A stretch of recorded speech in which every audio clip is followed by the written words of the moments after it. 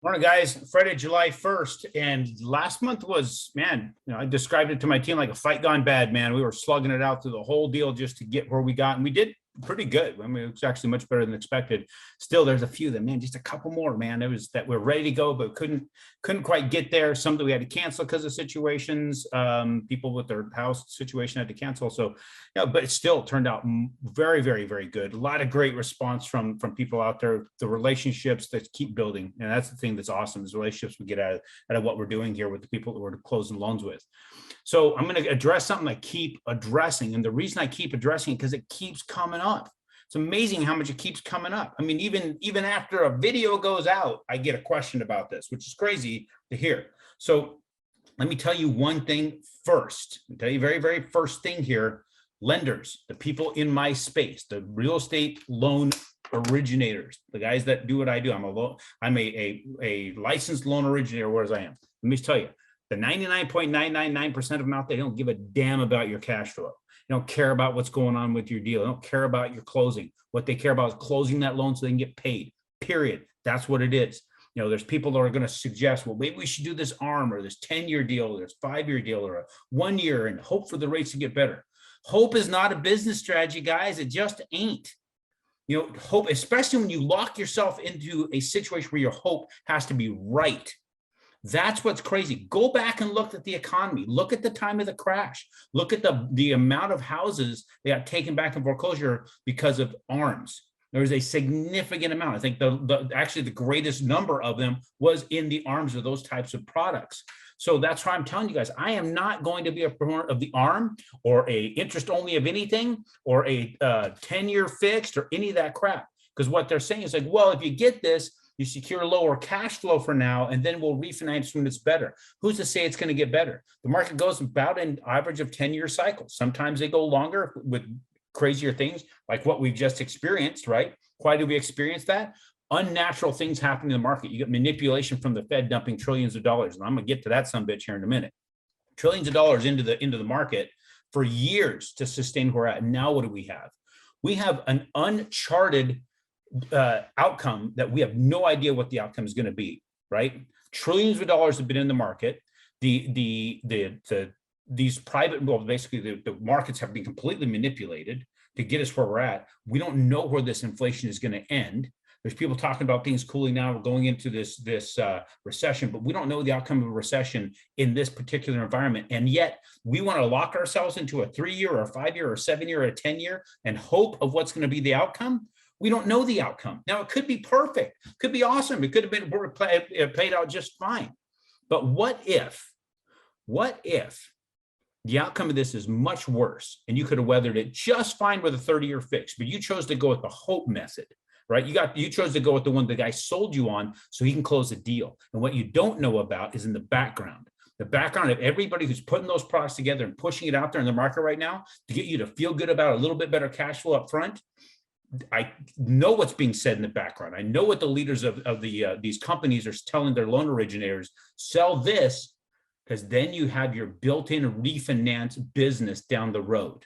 They're literally making you servants to their business. They're going to churn you. They want you going for a 3 or a 5 or a 7 or a 10 and be forced to have to come back to them for another deal, period. And what it would suck if you're forced to come back to another deal because you agreed to it when the market's shit. Can you imagine that? Now what do you got? Then you're going to lament if I just got a 30-year fixed. Well, let's talk about the potential risks here, right? Let's say you walk away from the 30-year fix, you take that 3-year deal because it's great cash flow for the next 3 years, and then the market could be better.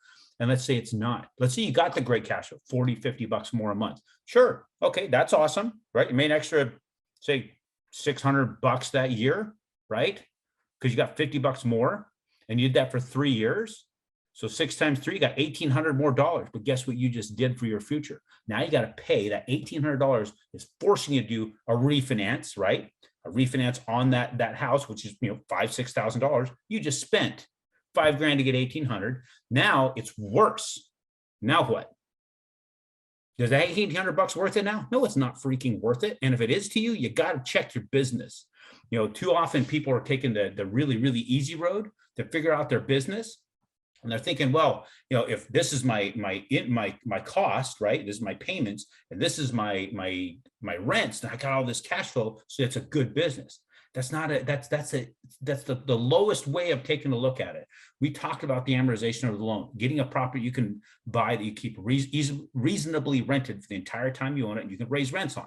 That right there is giving you 11%, 11 to 13% growth on your initial investment just by having somebody in there paying it off.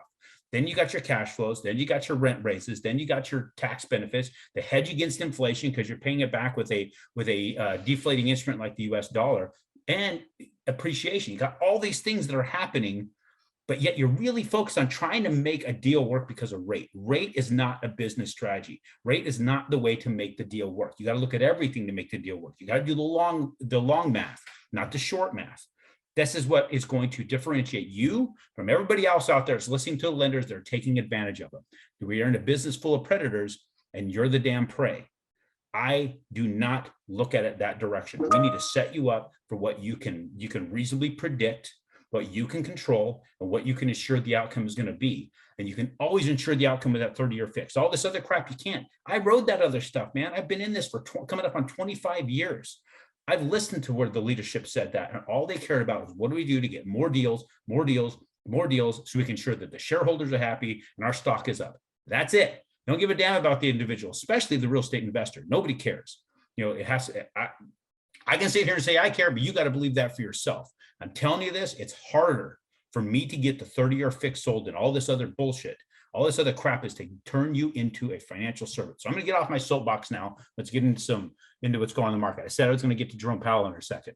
So he comes out, which is very, very interesting, that the Fed starts talking about, I think it was yesterday. No, it was the day before yesterday. He said, we understand better how little we understand about inflation. Let me say that again. We understand better how little we understand about inflation. That comes from the chairman of the Federal Reserve. He continues on his conversation, talks about the supply chain having such an effect on inflation, but it says nothing about the trillions of dollars they dumped in, nothing about the influence that had on it. So one or two things is happening there, and this was commentary from Barry Habib, who we've seen on here a long time ago, is that they either are very ignorant to what's happening, this is what he just said, we understand better how little we understand about inflation, right? Or they just don't want to admit they screwed this pooch. I think it's both, honestly, because they don't understand what they're looking at. This is new. So for anybody, going back to my first points, for anybody to claim what the market's going to be in a year, 2 years, 5 years, 10 years is completely guessing, and all they want you to do is close your deal. So know that. If the Fed is saying they don't know what's going to happen, there's no damn way your mortgage guy is going to be able to do that, who's trying to sucker you into a short deal. Now, have you ever seen the movie Rounders? You should watch this weekend. It's a great movie. But they say if you can't spot the sucker in the room, then you are the sucker. I guarantee that's who you are if you're buying into those types of deals. Now, getting into what's happening in the economy, we're showing that there's actually, from what we're seeing, the economic research, that the recession is actually probably a little bit more underway than what they believe, just because what is happening with consumers. There's actually less consumption than what they had seen in the past, right? So the GDP is dropping, right? It was, see here, they're expecting 0% growth, but they now have a revised to -1% for the GDP. So that, again, another situation that's forcing things to decline. The consumers are not spending as much as they were spending, right? Because they're seeing what's happening because of that. Plus, they have to spend so much more at the pump, right? They have to spend so much more for necessities. They're not out buying other things. So consumer spending was half of the expectation of what they thought it was be on the PCE report. So with that, the personal consumption expenditure reports declined. You also have the gross domestic products declining. That right there is screaming recession. Well, I don't know how much we're screaming recession. I think the money is still being spent, but it's being spent to just exist, not for the extras that they were spending it on before. People are getting indiscriminate with their spending in the past. And as a result of that, we had this extremely hot market that I believe put us at a lot of risk, having a market like that. Now, the market's going to cool a little bit. We're not going to have people buying stupid crap, right? Maybe the Amazon truck ain't going to show up your house as much as it used to. Hoping that's the case in my place. So let's get into the charts here. Some more interesting things happening in the charts. So we've got, I'm hoping, I'm actually going to stop sharing. Are you kidding me? Okay, so I had to stop share. I'm going to reshare this. We got a little bit of a pause there, a jump. I'm going to try it again and make sure that I am, let's see here. There we go. Okay, so here we go. I had the wrong screen up. Here we have basically to show that same line. I changed it to a green line as not so much as it's still a downward trend. It's still forcing us into a downward trend, but it seems as though that might be, since we've gotten above it, and we stayed above it since April 25th. It seems like it's something that we're going to bounce against. It can be support of a sliding support of sorts, right? And then we came off of it after. Here's where the reading came out for inflation, took that beating. Then they raised rates, and we've slowly been crawling back. But we hit this point right here. We stopped right where we were the day that we got the reading on inflation, or actually the day before we got the reading of inflation. That's actually kind of formed a ceiling. We've hit it. We've not been able to break through it. I'm also seeing that we've got a few bits of, which have come closings right here on this level. This might be our support line here. So that's right there at 99.90. And this is sitting at 190, basically. So we have basically somewhere, that range that we're going to be playing in, I believe. I could be wrong, right? Because this has been erratic. That could be where we're going up and down as far as our range of locking and floating. I'm hoping that we can establish this, but as we can see here, we thought we had something established here and here. We broke out of it. We established some things, but at least we established a floor here and worked our way back. So this little window here was a little ugly, but it's not far off of where we are today. So at least we're establishing a pattern of going sideways again. I played it. We could stick that out for a while. That's the best that I can offer as far as what interest rates are going to do, because everybody keeps asking me what's going to happen with them.